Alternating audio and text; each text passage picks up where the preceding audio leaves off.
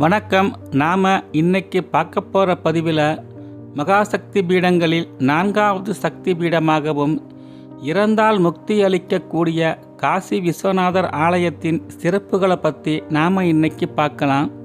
சிவபெருமான் இறந்த தன் மனைவியின் உடலை வைத்து கொண்டு ஆக்ரோஷமாக சிவனடனம் ஆடிக்கொண்டிருப்பதையும் சிவபெருமானின் ருத்திரத்தை தணிக்க விஷ்ணு பகவான் தனது சக்கராயுதத்தை ஏவி இறந்த அம்மையின் உடலை பல நூறு துண்டுகளாக சிதைத்ததா நாம் ஏற்கனவே பார்த்துருக்கோம். அப்படி சிதைக்கப்பட்ட உடலை ஒன்று சேர்த்து சிவபெருமான் சிதைமூட்ட தகனமேடையின் சிறப்பு தலமாக விளங்கக்கூடிய இந்த காசியம்பதிக்கு தான் எடுத்து கொண்டு வராரு. அப்போது தன் மனைவியின் காதில் தாரக மந்திரத்தை ஓதுறாரு. விஷ்ணு பகவானோ அம்மையின் உடலை எரித்ததற்காகவும் சிவபெருமானிடம் மன்னிப்பு கேட்பதற்காகவும் தனது சக்கராயுதத்தை பயன்படுத்தி ஒரு தீர்த்த கிணறு ஒன்றை உருவாக்குறாரு. அந்த கிணற்றின் கரையிலேயே அமர்ந்து தீவிரமாக தனது தவத்தை மேற்கொள்கிறாரு. அப்போது அங்கே வந்த சிவபெருமானோ தனது மனைவியின் காதில் இருந்த குண்டலங்களை காணலை, நீங்கள் பார்த்தீங்களா அப்படின்னு விஷ்ணு பகவானிடம் கேட்கிறாரு. விஷ்ணுவோ பக்கத்தில் இருக்கின்ற அந்த தீர்த்த கிணறை எட்டி பார்க்க சொல்கிறாரு. சிவபெருமானும் எட்டி பார்க்கும் பொழுது சிவபெருமானின் காதில் இருந்த குண்டலமும் அந்த கிணற்றுக்குள்ளேயே விழுந்திடுது. அம்மனின் குண்டலமும் சிவபெருமானின் குண்டலமும் ஒன்றாக சேர்ந்து சிவசக்தி உருவமாக ஒரு லிங்கமாக உருவாகிறது. விஷ்ணு பகவானும் அந்த லிங்கத்தை எடுத்து வந்து சிவபெருமானை நோக்கி கடுமையான தவத்தை மேற்கொள்கிறாரு. சிவபெருமானும் தனது விஸ்வரூப தரிசனத்தை விஷ்ணு பகவானுக்கு காண்பித்து உங்களுக்கு என்ன வரம் வேண்டுமோ கேளுங்க அப்படின்னு கேட்குறாரு. விஷ்ணு பகவானோ சிவபெருமானிடம், எனக்கு நீங்கள் காட்டிய இந்த விஸ்வரூப தரிசனத்தைப் போல இந்த காசியம்பதியில் விஸ்வநாதர் என்ற பெயரில் நான் வணங்கும் இந்த சிவலிங்கத்திற்கு உங்களுடைய முழு சக்தியையும் அளித்து உங்களை வணங்க வரும் பக்தர்களுக்கு முக்தி அளிக்க வேண்டும் அப்படின்ற வரத்தை கேட்குறாரு. அது மட்டுமல்ல, கங்கா நதியில் உலக உயிர்கள் அனைத்தும் தங்கள் பாவங்களை கங்கையில் மூழ்கி எழுந்து போக்கிக் கொள்ளும் பொருட்டு உங்கள் தலையில் தவழ்ந்து கொண்டிருக்கும் அந்த கங்கையை இந்த காசியம்பதியில் படரவிட வேண்டும் அப்படின்னும் கேட்குறாரு. அதற்காக மட்டுமல்ல, பகீரதன் என்ற மன்னன் பல வருடங்களாக ஒற்றைக்காலை மடக்கி ஒற்றைக்காலில் நின்று சிவபெருமானிடம் கடுமையான தவத்தை மேற்கொள்கிறான். அவனும் இந்த கங்கா நதியை பூமியில் தவழவிட வேண்டும் என்ற எண்ணத்தோடு அவன் மேற்கொண்ட கடுமையான முயற்சிக்காகவும் சிவபெருமான் தனது தலையில் இருந்த கங்கையை அவிழ்த்து பூமியில் தவழ விடுறாரு. சிவபெருமானும் பார்வதி தாயாரும் சுமார் 3 யுகங்களாக இந்த இடத்துல வாழ்ந்து வந்ததா சொல்கிறாங்க. சிவபெருமான் கைலாயம் குளிர் நிறைந்த பகுதியாக இருப்பதனால தனது மனைவிக்கு இந்த இடம் வாழ ஒத்துவராத சூழ்நிலையை கருத்தில் கொண்ட சிவபெருமானோ காசியை தேர்ந்தெடுத்து காசியில் ஒரு மாநகரம் உருவாக்க திட்டமிட்டு பிரம்மாவிடமும் தேவ சிற்பியான விஸ்வகர்மாவிடமும் ஒப்படைக்கிறாரு. பிரம்மாவும் விஸ்வகர்மாவும் இணைந்து உருவாக்கிய இந்த காசி நகரம் மிகவும் எழில் நிறைந்த பகுதியாக அமைக்கப்பட்ட பின்பு சிவபெருமானும் பார்வதியும் இந்த காசியில் குடியேறி 3 யுகங்கள் வாழ்ந்து வந்தாங்க. அப்போ ஒரு சமயம் சிவபெருமானின் மாமியாரும் பார்வதி தாயாரின் தாயாரும் சிவபெருமான் உடல் முழுக்க இடுகாட்டு சாம்பலை பூசிக்கொண்டும் பூதகணங்களோடும் வாழ்ந்து கொண்டிருக்கும் சிவபெருமானை கேவலமாக பேசவே பார்வதி தாயார் கோபமுற்று, இனிமேல் நாம் இங்கு இருக்க வேண்டாம், நம் இல்லத்திற்கு போய்விடலாம், வாருங்கள் கைலாயத்திற்கு அப்படின்னு அழைக்கிறாங்க. ஆனால் சிவபெருமானுக்கு காசியில் வாழ்ந்த அந்த தருணங்களை மறக்க முடியவில்லை. சிவபெருமானுக்கே பிரம்மகத்தி தோஷம் ஏற்பட அவருடைய தோஷத்தை நீக்க இந்த காசியம்பதிக்கு வந்ததாக புராண வரலாறுகள் கூறுகிறது. பிரம்மா சிவனுக்கும் பார்வதிக்கும் திருமணம் செய்து வைக்கிறாரு. சிவபெருமான் பிரம்மாவிற்கு தட்சணையாக பிரம்மாவின் 4 புறமும் உள்ள முகங்களுக்கு தனித்தனியாக காட்சி கொடுக்கிறாரு. ஆனால் பிரம்மாவோ, எனக்கு 5 முகங்கள் உள்ளன, உங்களுக்கு உள்ளதை போன்றே எனக்கும் 5 தலைகள் உள்ளதால் என்னுடைய 5வது முகத்திற்கும் உங்களுடைய தரிசனத்தை காண்பிக்க வேண்டும் அப்படின்னு சொல்லவே சிவபெருமான் தனக்கு நிகராக பிரம்மாவை சொன்னதுனால ஆத்திரம் கொண்டு பிரம்மாவின் ஒரு தலையை வெட்டி வீழ்த்துறாரு. ஆனால் அந்த தலையோ சிவபெருமானின் கையிலேயே ஒட்டி கொண்டு பிரிக்க முடியாத சூழ்நிலை உருவாகுது. அதனால் சிவபெருமானுக்கு பிரம்மகத்தி தோஷம் ஏற்படவே அந்த பிரம்ம கபாலத்திலேயே அவர் பிச்சை எடுத்து உண்ணும் துர்பாக்கிய சூழ்நிலைக்கு தள்ளப்படுறாரு. இருந்தாலும் அவருக்கு அளிக்கப்படும் அனைத்து உணவையும் அந்த பிரம்ம கபாலத்தில் இருக்கக்கூடிய ஒரு புழுவே அனைத்தையும் உண்டுவிடுமாம். அதனால் சிவபெருமானுக்கு உணவே கிடைக்காமல் உடல் மெலிந்து போகிறாரு. இதனால் பார்வதி தாயாரோ தனது கணவருக்கு ஏற்பட்டுள்ள இந்த துர்பாகிய சூழ்நிலையில் தானும் பங்கு கொள்ள வேண்டும் என்று விரும்பிய பார்வதி தாயாரோ அன்னபூரணியாக அவதாரம் எடுத்து இந்த காசி நகரில் உண்பதற்கு உணவு இல்லாமல் தவிக்கும் ஏழைகளுக்கு உணவு அளித்து கொண்டிருக்கும் அந்த சூழ்நிலையில் சிவபெருமானும் பார்வதி தாயாரிடம் சென்று பிச்சை எடுக்கிறாங்க. சிவபெருமான் பார்வதி தாயார் இட்ட பிச்சையில் ஒரு சிறு அரிசிகள் கீழே விழவே அந்த அரிசியையும் உண்ண அந்த கபாலத்தில் இருந்த புழு கீழே விழவே சிவபெருமானின் கையில் இருந்த கபாலமும் கீழே விழுது. இதற்கப்புறம் சிவபெருமானுக்கு பிரம்மகத்தி தோஷமும் விலகுது. இப்படி அப்பனுக்கே அம்மை பிச்சையிட்ட இந்த நிகழ்வும் இந்த தலத்தில் தான் நடந்தது. காசியம்பதிக்கு செல்லக்கூடிய பக்தர்கள் அன்னபூரணி சிலையை வாங்கி வீட்டில் வைத்து ஒரு சிறிய தட்டில் அரிசியை கொட்டி அதன் மேல் அந்த அம்மனை வைத்து வழிபாடு செய்ய வேண்டும். வெள்ளிக்கிழமை தோறும் 1.25 ரூபாய் பணத்தை வைத்து அந்த பணத்தை மறுவெள்ளிக்கிழமையை எடுத்து பெட்டியில் பூட்டி வைத்து மறுபடியும் அதே வெள்ளிக்கிழமையில் ஒரு 1.25 புதிய ரூபாயை வைத்து வணங்கி வர வாரந்தோறும் சேர்க்கப்படும் இந்த பணத்தின் பெரும்பகுதியை தங்கள் மகள்களின் திருமண சடங்கின் போது தாலி எடுப்பதற்காக இந்த பணத்தை பயன்படுத்தினால் திருமணம் முடிந்து குடியேறப் போகும் தங்கள் செல்ல மகள் அந்த வீட்டில் எந்த பஞ்சமும் குறையும் இல்லாமல் வாழ்வது அன்னபூரணியின் அருள். இந்த காசிமா நகருக்கு திவோதரன் என்பவரை பிரம்மா மன்னனா நியமிக்கிறாரு. இந்த நிகழ்வு எப்படி நடந்ததுன்னா, திவோதாசன் என்ற முனிவர் ஒருவர் பிரம்மாவை நோக்கி எந்தவித எதிர்பார்ப்புமே இல்லாமல் கடுமையான தவத்தை மேற்கொள்கிறாரு. அதனால் பிரம்மாவோ மனம் மகிழ்ந்து இந்த காசிமா நகருக்கு திவோதாசனை மன்னனா ஆக்கிடுறாரு. ஆனால் திவோதாசனோ மன்னனா ஆகிறதுக்கு முன்னாடி சில நிபந்தனைகளை விதிக்கிறான். அது என்னன்னா, தான் வசிக்கும் இந்த காசி நகரில் சிவபெருமான் இருந்தால் எல்லாருமே சிவபெருமானை நோக்கி கூட்டம் கூட்டமாக கூடுவாங்க, எனக்கு எந்த மரியாதையுமே இருக்காது. அதனால் சிவபெருமான் இந்த காசி நகரை விட்டு வெளியேற வேண்டும் அப்படின்னு சொல்கிறான்.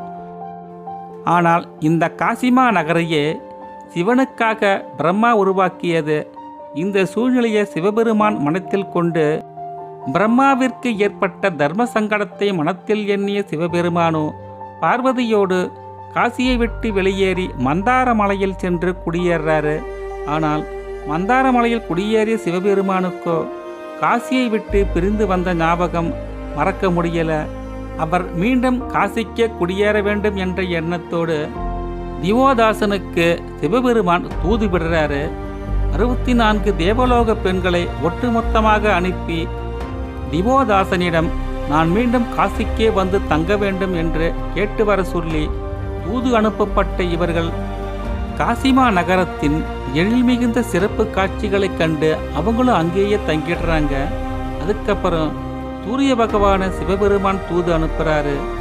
சூரிய பகவானும் இந்த காசியின் அழகை கண்டு மயங்கி வந்த வேலையை மறந்து அவரும் அங்கேயே தங்கிடுறாரு. சிவபெருமானோ தன்னுடைய மூத்த மகன் கணபதியை அணுகி கணபதியை தூது அனுப்புகிறாரு.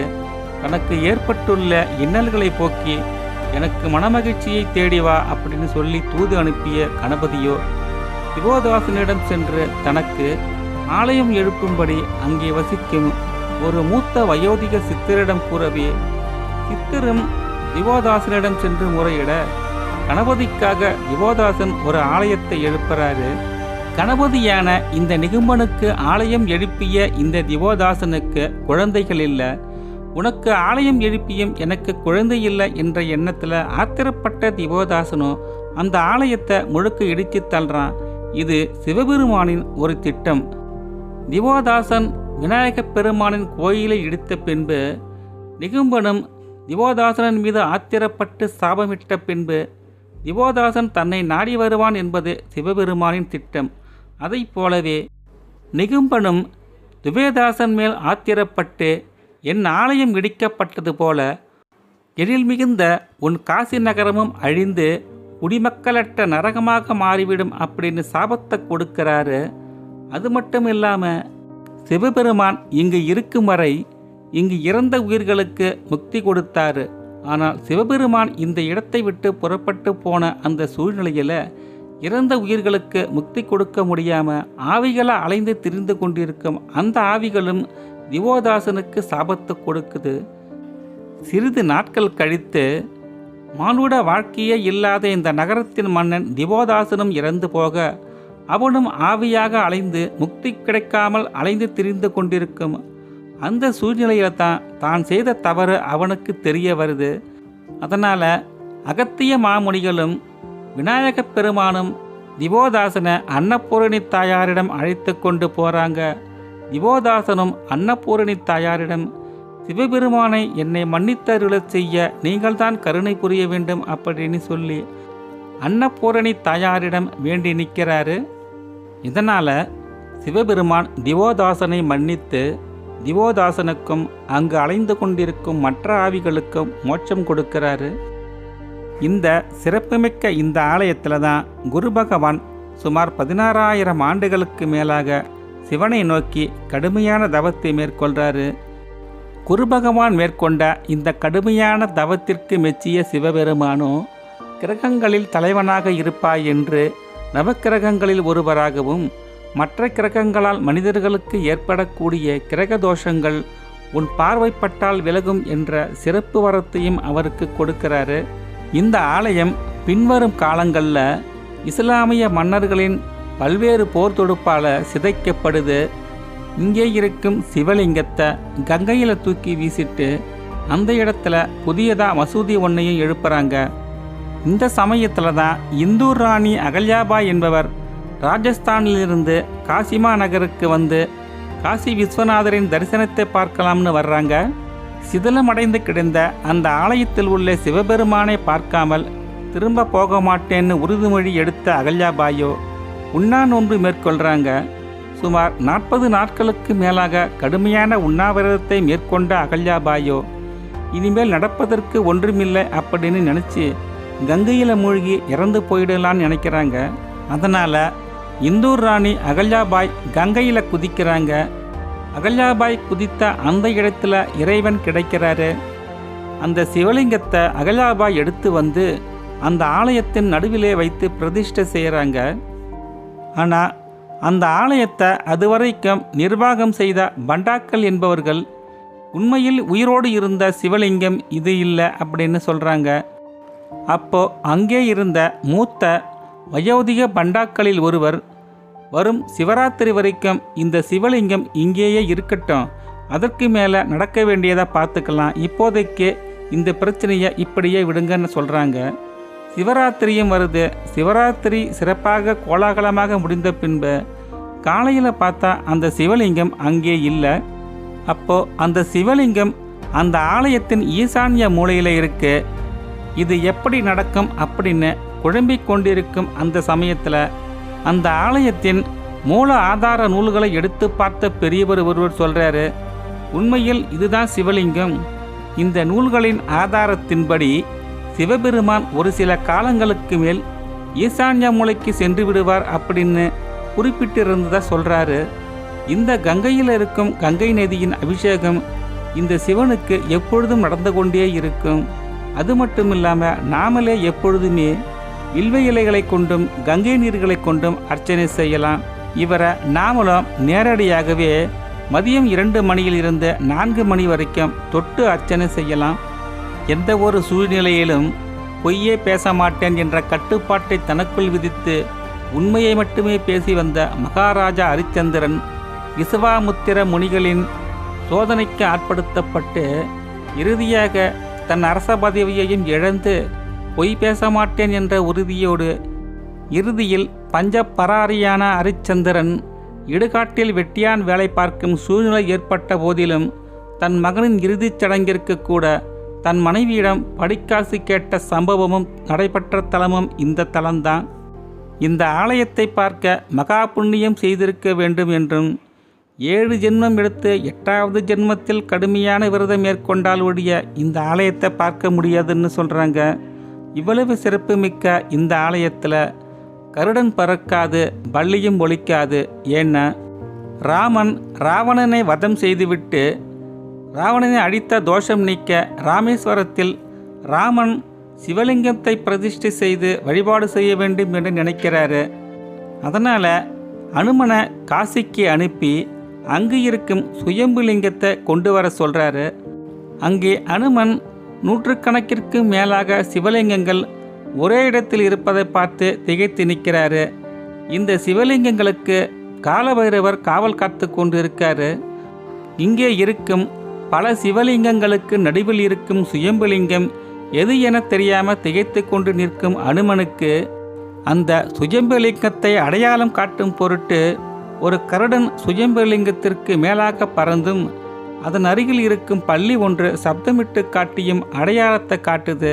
அதனை புரிந்து கொண்ட அனுமானோ அந்த சிவலிங்கத்தை தூக்க முற்படும் அந்த சமயத்தில் பைரவருக்கும் அனுமனுக்கும் சண்டை வருது. அவரை சமாதானப்படுத்தி சமாளித்து அந்த சிவலிங்கத்தை எடுத்துக்கொண்டு ஆஞ்சநேய பகவான் புறப்படுறாரு. அதனால் கோபமற்ற கால பைரவரோ கருடனுக்கும் பள்ளிக்கும் இந்த ஆலயத்தில் இடமே கிடையாதுன்னு சாபமிடுறாரு. அதனால் எப்பொழுதுமே இங்கு கருடன் பறக்காது, பள்ளியும் ஒலிக்காது. அது மட்டுமில்லை, இந்த ஆலயத்தில் மனமிக்க நறுமலர்கள் மணக்காது, பலமிக்க மாடுகளும் முட்டாது.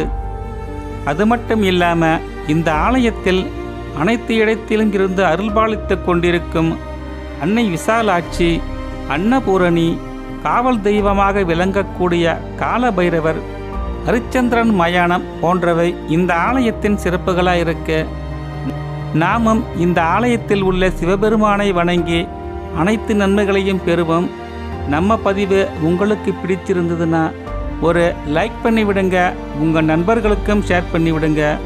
நம்ம பதிவை புதியதாக பார்க்கும் நண்பர்கள் சப்ஸ்கிரைப் பண்ணி விடுங்க. மீண்டும் அடுத்த பதிவில் சந்திக்கலாம். நன்றி.